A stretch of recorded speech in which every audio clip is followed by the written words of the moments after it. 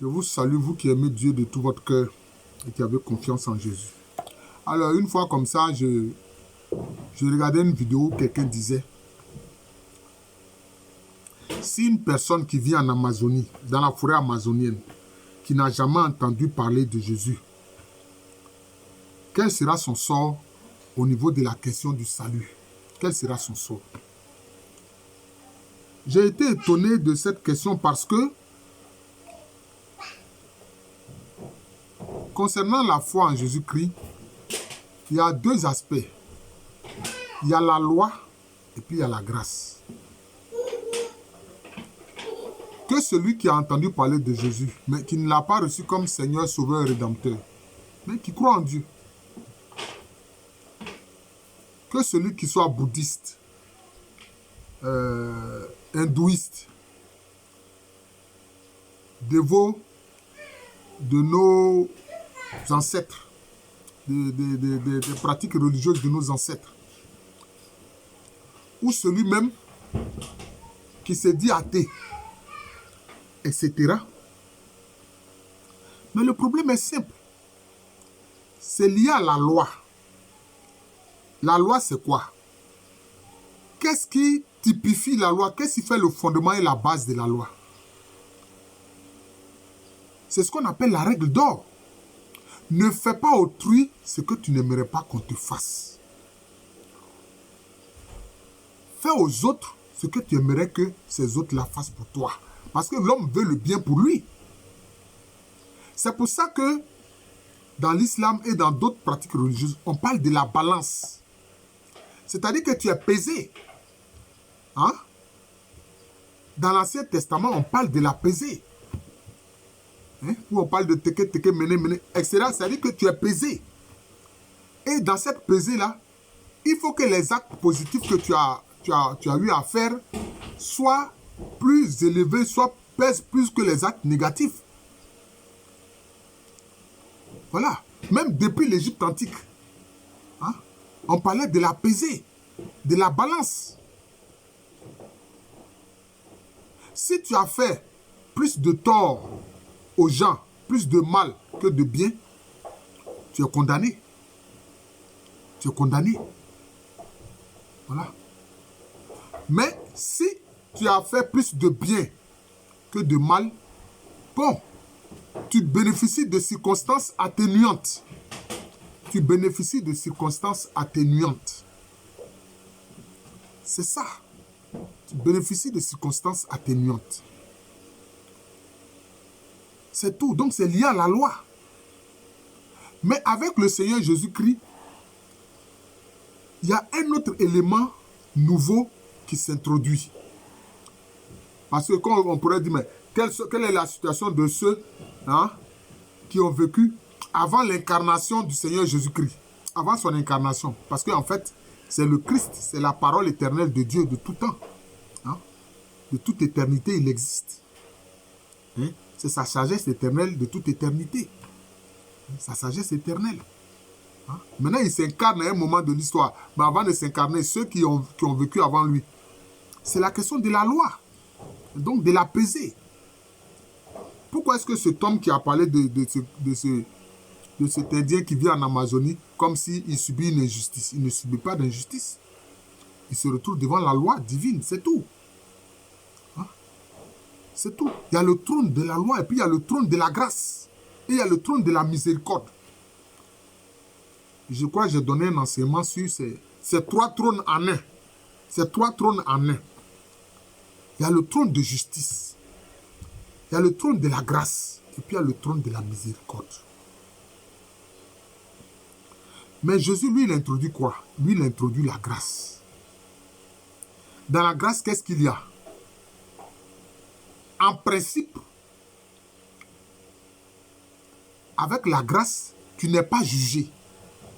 C'est-à-dire que tu ne passes pas en jugement, tu ne passes pas sur la balance. Parce que simplement, Jésus-Christ prend sur lui ce qui aurait pu te condamner. Il a payé le prix pour toi. Alors que tu devais être condamné, il a payé le prix pour toi. C'est ça qui fait la différence, c'est tout. Voilà. Donc, ceux qui qui ont reçu Jésus comme Seigneur et Sauveur, eux, ils ne sont pas jugés. Voilà.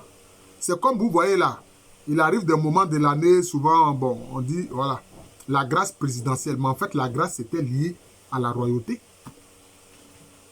Hein? C'était lié à la royauté.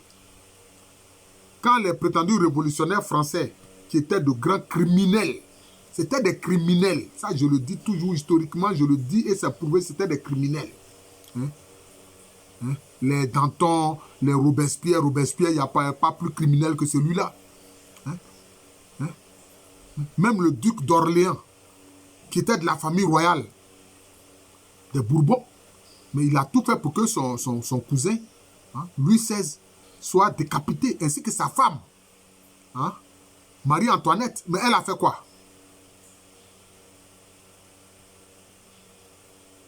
Antoinette a fait quoi? Elle a été décapitée après son mari. Et puis leur fils, hein, qui devait être Louis XVII, on ne sait pas où il est passé, les gens l'ont assassiné. Les gens l'ont assassiné. Voilà ce que ces prétendus révolutionnaires ont fait. Même on a vu ce qu'ils ont fait en Vendée. Hein? En Vendée, puisque la population de Vendée était favorable au roi, mais ils ont créé ce qu'ils ont appelé le baptême révolutionnaire, où il les noyait dans la Loire, dans le fleuve Loire, il noyait les gens là-bas. Et c'est ça qu'ils appelaient baptême révolutionnaire.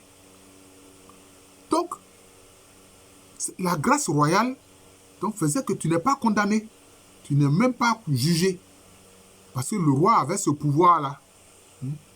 Te dit que c'est vrai, il a posé un mauvais acte, mais moi, je lui accorde ma grâce. Je lui accorde ma grâce. Donc, il ne doit même pas être jugé, à plus forte raison, être condamné. Mais c'est ça, cette grâce-là que le Christ apporte. Parce que quoi? Il est le Seigneur des seigneurs. Il est le roi des rois. Il est le seul médiateur entre Dieu et l'être humain parce qu'il s'est incarné en prenant un corps humain à un moment donné de l'histoire. C'est pour ça qu'il a les deux natures, la nature divine et la nature humaine. Mais excepté le péché, sa nature humaine n'est pas touchée par le péché. Mais qu'est-ce qu'il a fait? Il a pris sur lui, au moment de son sacrifice sur la croix, il a pris sur lui le péché de l'humanité. Et celui qui reconnaît cela s'actualise immédiatement pour lui au moment où il dit que je reçois Jésus comme Seigneur et Sauveur de ma vie. C'est tout. Pourquoi cet homme-là ne veut pas comprendre ça? Donc, il y a la loi et puis il y a la grâce. Il y a la loi et puis il y a la grâce. Hein, c'est comme un maître et un père. Parce qu'il est à la fois maître et père. Il est dans la maison. Mais ces serviteurs qui sont là, ils sont soumis à quoi? Ils sont soumis à la loi. Ils sont soumis à la loi. Vous voyez? Ils sont soumis à la loi. Mais les enfants du maître, eux, ils appellent le maître, pour les autres, là, ils les appellent comment? Ils l'appellent papa. Et ils sont sous quoi? Sous la grâce de leur père. Parce que le lien qui les lie à leur père, c'est le lien d'amour. C'est le lien d'amour. Les enfants sont liés au lien d'amour à leur père. Mais les serviteurs, eux, ce n'est pas le lien d'amour. Hein? C'est le lien de quoi? De la soumission. C'est le lien de la soumission. C'est pourquoi, à juste titre, que, par exemple, le judaïsme, l'islam, l'hindouisme parlent toujours de la soumission. Il faut se soumettre à Dieu. Mais, par la grâce, puisque nous savons que nous recevons Dieu comme un Père. Donc, c'est pour ça que les chrétiens proclament qu'ils sont les enfants de Dieu. Ils sont les enfants de Dieu. Ce n'est pas que Dieu est rentré dans une maternité pour faire un enfant ou bien qu'il a mis sa semence sur une femme pour faire un enfant. Non, ce n'est pas ça. Non. C'est un état. C'est un état. C'est une façon d'être. Et c'est ça qui est la grâce. Voilà, c'est ça la grâce. La façon dont le maître agit avec ses enfants, il n'agit pas de la même façon avec ses serviteurs. Il sait que ses serviteurs, eux, ils ont la crainte. Alors que le lien entre les enfants et puis le père, c'est l'amour. C'est le lien d'amour. L'autre côté, c'est le lien de crainte, c'est le lien de soumission. Voilà. Mais les enfants aussi, ils font quoi? Ils obéissent à leur père. Ils obéissent à leur père. Par amour, ils obéissent à leur père. Donc, il faut comprendre une chose. Cet enseignement, c'est pour dire que il y a la loi et puis il y a la grâce. Voilà. Il y a la loi et puis il y a la grâce. Voilà. Ceux qui sont sous la loi, bon, s'ils font l'effort avec l'aide de Dieu d'éviter le mal et de faire le bien, de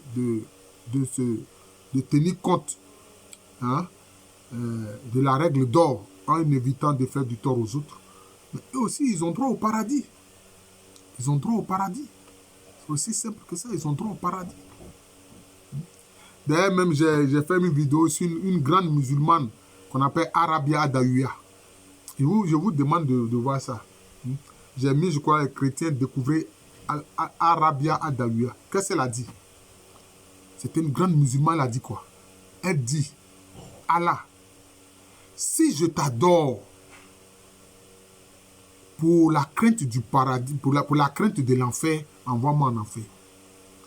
Mais si je t'adore aussi à cause du désir du paradis, ne m'envoie pas au paradis.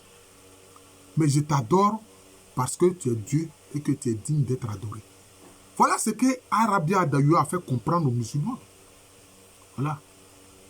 Qu'il ne faut pas adorer Dieu parce qu'on a peur de l'enfer. Il ne faut pas adorer Dieu parce qu'on recherche le paradis. Non.